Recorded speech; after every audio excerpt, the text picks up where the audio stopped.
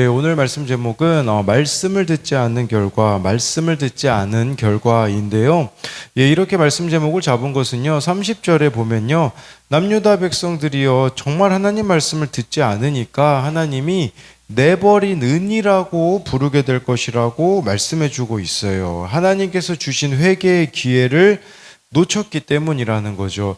하나님은요, 충분히 우리들에게 기회를 주십니다. 그런데 그 기회가 주어졌음에도 불구하고, 우리가 반복적이고 지속적으로 순종의 기회를 거절한다면, 결국은 버림받을 수밖에 없다라는 겁니다. 오늘 말씀을 통해 말씀을 듣지 않는 결과가 얼마나 참혹한지 같이 살펴보겠습니다. 첫 번째로요, 말씀을 듣지 않는 결과는 자기만의 세계에 갇히게 됩니다. 16절, 17절인데요.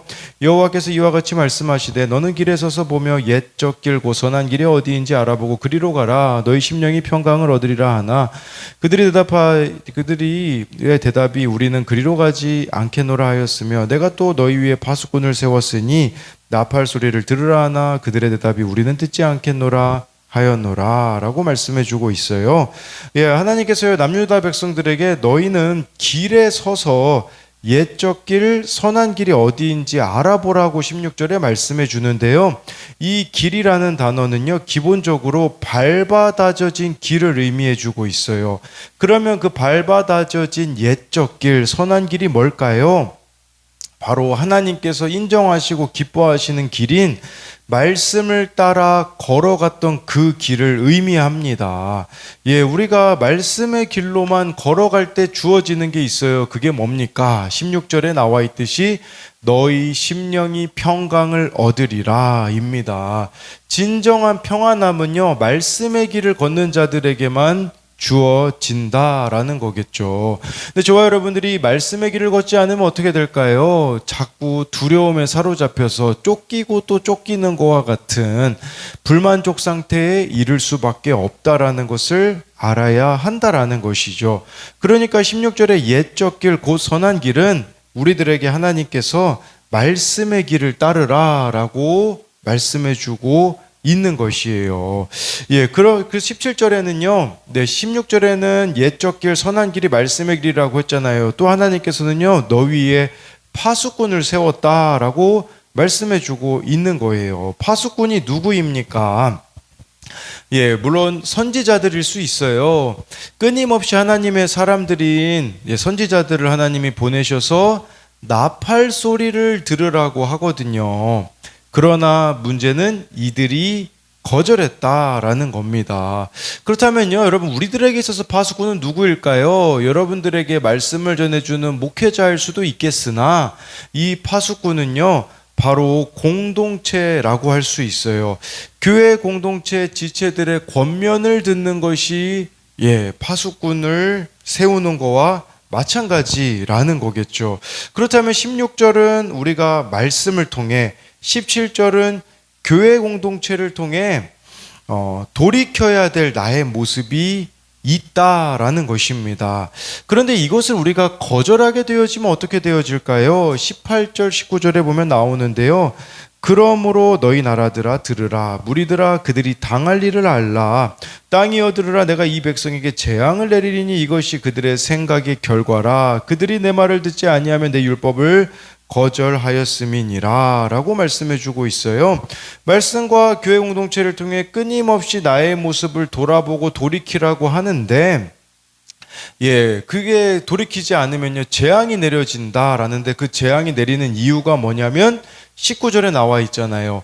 그들의 생각의 결과라 라고 말씀해 주고 있는 거죠. 그러니까 내 생각대로 살아온 삶의 결론이다 라고 말씀해 주고 있는데, 제가 이 19절에서 주목해서 봤던 단어가 있습니다. 그건 뭐냐면 내가 이 백성에게 재앙을 내리니, 이 백성이라고 하나님이 말씀하세요. 내 백성이 아니라 이 백성이라는 것은 지금 하나님께서 거리를 두고 살피신다, 즉 객관적으로 보기를 원하신다라는 거겠죠. 여러분, 우리 자신을 객관적으로 하나님이 보기를 원하신다라는 거예요. 세상에서 내가 제일 객관적이지 못한 대상이 누군 줄 압니까? 바로 나입니다. 나에게는 우리는 너무 관대해요. 그러다 보니까 다른 사람들에 대해서는 객관적으로 우리가 판단을 내리는 것 같으나 내 자신에 대하여서는 객관적이지 못할 때가 너무나도 많이 있다라는 거죠. 쉽게 말씀드리면 우리가요, 말씀을 묵상하지 않고 교회 공동체에 속하게 되지 않음으로써 당하게 되는 가장 큰 재앙이 뭐냐? 바로 자기 객관화가 되지 않는다라는 것이에요. 내 삶에 지속적으로 재앙과 같은 사건이 오거든요. 근데 문제의 실체를 발견하지 못하는 거, 그것이겠죠. 내 삶에 대해서도요, 스스로 생각하고 답을 내리고 지금까지 살아온 방식대로 결정하게 되어지는 거, 이게 뭐겠습니까? 바로 자기만의 세계에 갇히게 되는 겁니다. 여러분, 누가 여러분들을 가장 힘들게 할까요? 우리는 외부에서 나를 힘들게 한다라고 말할 수 있을지 몰라요. 그런데 진짜 나를 힘들게 하는 것은요, 자기만의 세계에 갇혀 있는 그 부분이 여러분들을 힘들게 하는 것입니다. 예, 그렇기 때문에 우리가 말씀을 통해 공동체 지체들을 통해서 자기만의 세계에 갇혀 있는 부분들에서 벗어나는 자기 객관화가 이루어져야 된다라는 것이겠죠. 청소년용 큐티 묵상 간증 내 생각의 결과에 보면요, 어느 부모님의 간증이 나와요. 예, 아무래도 여자분이신 것 같은데 이제 아이가 생기지 않자 교회 소그룹 모임에서 시험관 시술을 해보라는 권유를 들어요. 근데 2번 시술했는데 힘들고 아파서 이분이 이제 뭐라고 단정짓냐? 하나님이 원하시는 게 아니라는 생각이 들었고, 그때부터는요, 이 문제는 소그룹에서 나누지 않았대요. 예, 지금 자기만의 세계에 갇혀 있는 거죠. 그러면서 이렇게 생각했대요. 늦은 나이에 결혼했기에 아이가 생기지 않는 것이 하나님의 뜻인가 보다라고 생각을 했고요. 소그룹 리더는 저에게 적극적인 방법을 찾아보라고 했지만 저는 듣지 않았습니다. 그리고 얼마 뒤 산부인과에서 자궁 내막증 진단을 받게 되고 의사는 치료하면 이 아이를 가질 수 없다고 했고요. 시험관을 더 시도한 후 치료할 것인지 선택하라고 했습니다. 더 이상 시험관을 할 생각이 없었지만 임신이 안 된다고 하니 고민이 되었는데 소그룹 리더는 가정을 위해 아이는 있어야 해요라고 시험관 수술을 다시 하라고 했습니다. 그렇게 여러 번 시술하고 수정된 배아가 1개씩 남아서 그만둘 수 없는 상황이 되자 이때에서야 너무 두려워 하나님께 살려달라고 부르짖었다고 합니다. 그리고 그때 교회에서 진행하는 양육 프로그램을 듣게 하셨는데 그때 자신이 얼마나 이기적이고 기복으로 꽉 차 있는 죄인임을 깨닫게 하셨고요. 또한 교회는 열심히 다녀도 말씀을 듣지 않은 제 생각대로 살아온 삶의 결과임을 깨달았다라는 것이에요. 이제 자기 객관화가 이제 드디어 일어나는 것이겠죠. 그때 이런 고백이 나오더라고요. 양육 과제를 하면서 제 상황을 말씀으로 해석할 수 있었고 아이를 갖지 못해도 하루하루 살아갈 수 있는 평안함을 주셨습니다. 결국 임신은 못했지만 말씀으로 인생이 해석되고 무엇보다 제가 얼마나 죄인인지 깨닫게 되니 평강의 은혜를 누리고 있습니다. 라고 이렇게 고백해 주고 있습니다. 그래서 이것에 대한 2가지 적용 질문은요. 오늘 나와 우리 가족 공동체가 가야 할 선한 길은 어디입니까? 이를 위해 들어야 할 경고의 나팔 소리는 무엇입니까? 2번째 적용 질문은 매일 말씀 묵상을 통해 교회 공동체에 속해감으로써 자기 객관화가 이루어지고 있습니까? 아니면 내가 여전히 옳다고 여기기에 자기만의 세계에 갇혀 있습니까? 2번째로요. 말씀을 듣지 않은 결과는 불순물이 쌓일 뿐입니다. 20절 21절인데요. 시바에서 유향과 먼 곳에서 향품을 내게로 가져오면 어찌함이냐? 나는 그들의 번제를 받지 아니하며 그들의 희생제물을 달게 여기지 않노라. 그러므로 여호와께서 이와 같이 말씀하시니라. 보라, 내가 이 백성 앞에 장애물을 두리니 아버지와 아들들이 함께 거기에 걸려 넘어지며 이웃과 그의 친구가 함께 멸망하리라. 남유다 백성들이요, 지금 잘못된 판단을 내리고 있어요. 어떤 판단을 내리냐? 착각하고 있는 게 있어요. 그게 20절에 나오거든요. 어떤 착각이냐면 남유다 백성이요, 시바에서 막 이게 유향으로 이렇게 유명했던 곳인 것 같아요. 그래서 거기서 유향을 수입하고 먼 곳에서 향품을 구해 하나님께 드리면 하나님이 기뻐 받으실 거라는 착각을 했다라는 거겠죠. 하나님이 원하시는 것은 그게 아니었었어요. 하나님 말씀에 순종하는 삶이었었거든요. 그러나 하나님의 마음과 생각을 모르는 남유다 백성은 하나님의 심판을 피할 수가 없는 거죠. 20절 말씀을 한마디로 말씀드리자면 종교행위다라고 볼 수 있어요. 종교행위의 특징이 뭡니까? 이중적이며 가면을 쓴 거라고 할 수가 있는 거죠. 그런 종교행위로 나아가는 자들에게 20절에 보니까요, 하나님께서 이 백성 앞에 장애물을 두시겠다라고 말씀해 주고 있어요. 예, 그 장애물이 어떻게 영향을 미치냐? 21절에 후반절에 보니까 아버지와 아들들이 함께 거기 넘어진대요. 이웃과 그의 친구가 함께 멸망한대요. 이게 무슨 뜻일까요? 바로 저는 이 장애물이 그런 생각이 들더라고요. 나다라는 생각이 들더라고요. 내가 장애물이 되어가지고요, 아버지와 아들들 가정의 구원을 방해하는 존재가 되어지는 것이에요. 이웃과 그의 친구들에게도 걸림돌이 되어지는 자가 되는 것이겠죠. 쉽게 말씀드리면요, 여러분, 가정의 구원에 있어서 걸림돌이 나일 수 있다라는 것이에요. 가장 가까운 가족과 이웃이 예수님을 안 믿는 이유는 내가 20절 말씀처럼 종교행위자이기 때문에 실제 가정에서 삶의 자리에서 말씀대로 살아가고 있지 않기 때문에 가정의 구원이, 이웃의 구원이 이루어지고 있지 않다라는 것이에요. 그래서요, 내가 지금 누군가의 이 구원의 장애물이 되고 있지 않는가를 돌아보아야 한다라는 것이죠. 그렇기 때문에 22절부터 26절에서는요, 하나님이 바벨론을 통해 남유다를 심판하시겠다라고 말씀해 주는 내용이고요. 29절 30절을 보면요, 풀무불을 맹렬히 불면 그 불에 납이 살라져서 단련하는 자의 일이 헛되게 되느니라. 이와 같이 악한 자가 제거되지 아니하나니 사람들이 그들을 내버린 은이라 부르게 될 것은 여호와께서 그들을 버렸음이라. 29절 30절은요, 남유다 백성들을 향한 하나님의 진단이 나와요. 예, 제가 설명은 안 드렸지만 27절 28절에는요 샅샅이 하나님이 다 이렇게 살펴보셨다, 이제 그런 의미거든요.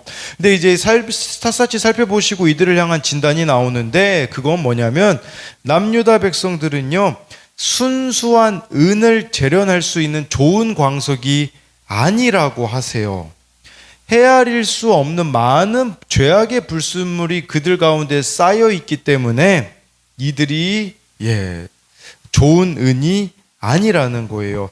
불순물이 너무 많이 쌓여 있어서요, 풀무불을 아무리 뜨겁게 해도 소용이 없다라고 말씀해 주고 있는 거죠. 그렇기 때문에 30절에서 이들은 내버린 은이 되는 거예요. 그 안에 여러분, 은이 많은 게 아니라 불순물이 너무 많기 때문에 소용이 없어서 버릴 수밖에 없는 것을 뜻하는 것이죠. 여러분, 우리에게도요 이 풀무불이 맹렬히 불 때가 있어요. 풀무불과 같은 시험이 우리들에게도 있겠죠. 29절 말씀처럼 이때 우리가 제거해야 되는 게 있어요. 그게 뭐겠습니까? 죄악의 찌꺼기, 내 삶의 불순물들을 버려야 된다라는 거겠죠. 내 삶에 방치하고 있는 죄악의 찌꺼기들이 무엇인가를 돌아보고 그것을 버려야 되는 것이에요. 내 안에 썩어 있는 부분을 보아야 한다라는 것이겠죠.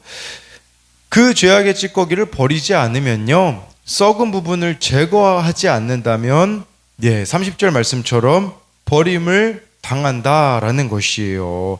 그러니까요, 우리도 그런 게 있잖아요. 이게 더러운 물을 이렇게 떠오면요, 그 밑에 이제 더러운 것들이 가라앉아 있다가 이렇게 휘젓게 되면 다시 이렇게 올라오는 것들이 있잖아요. 마찬가지로 여러분, 우리 안에 괜찮은 것 같지만 사실 괜찮지 않은 여러분들 가운데 묵혀져 있는 불순물과 같은 것들이 있어요. 이때 막 휘젓는 풀무불과 같은 시험들, 사건들이 오거든요. 그때 우리들 안에 남아있는 좋지 못한 감정들, 잘못된 생각들을 풀무불과 같은 시험을 통해서 제거해야 한다라는 것이에요. 즉, 내 안에 어떤 불순물들이 있는지를 점검해야 된다라는 거겠죠. 우리에게는요, 이해하기 힘든 아픔과 사건이 찾아올 수 있어요. 그러나 그럴수록 나의 믿음을 단련하시려는, 풀무불이 왜 옵니까? 물론 불순물의 제거 때문일 수도 있겠지만 우리들의 믿음의 단련에 꼭 필요한 필수 과목이다라고도 생각할 수 있는 거겠죠. 그래서 정말 풀무불이 올수록 나의 믿음을 단련하시려는 하나님의 계획을 믿으며 하나님께 부르짖고 도움을 구해야 한다라는 것입니다. 그래서 이것에 대한 적용 질문은요, 내가 누군가의 구원에 있어서 걸림돌이 되고 있는 부분은 무엇입니까? 이 걸림돌이 된다라는 그 부분은 20절, 21절 말씀에 대한 그 나의 종교 행위자의 모습인 그것이 누군가의 구원에 걸림돌이 된다라는 것이고요. 또 한 가지는요, 내 삶 속에서 도저히 제거되지 않는 악, 이 불순물은 무엇입니까? 그래서 우리들 가운데 끊임없이 제거하라고 하나님께서 주시는 그런 풀무불과 같은 사건과 시험이 있는데, 끊임없이 우리가 제거하려고 하고 있지 않는 나의 악, 불순물이 무엇이 있는지를 묻는 겁니다. 기도하겠습니다. 살아계신 하나님, 말씀을 듣지 않으면 마음에 평강이 없다고 말씀해 주고 있습니다. 정말 하나님께서 우리들에게 원하시는 것은 말씀을 통해, 또한 파수꾼들을 통하여서, 파수꾼이 누구입니까? 공동체 지체들이 아니겠습니까? 말씀을 통해, 공동체 지체들을 통해서 말씀하시는 그 말씀을 우리가 새겨 듣기 원합니다. 하나님이 원하시는 것은 막 먼 곳에서 향품을 가져오고 인간적인 열심으로 뭔가를 하는 것을 하나님이 원하시는 것이 아니라, 하나님이 우리들에게 원하시는 것은 정말 종교행위자, 이중적인 삶을 살아가는 것이 아니라 정말 하나님 보시기에 합당한 삶을 살아가는 거, 하나님 보시기에 정직한 삶을 살아가는 거, 예배자로 살아가는 것을 원하십니다. 예배자로 살아가는 것이 무엇이겠습니까? 교회에서만 그리스도인이 되는 게 아니라 가정에서도, 삶의 자리에서도 그리스도인으로 사는 게 예배자가 아니겠습니까?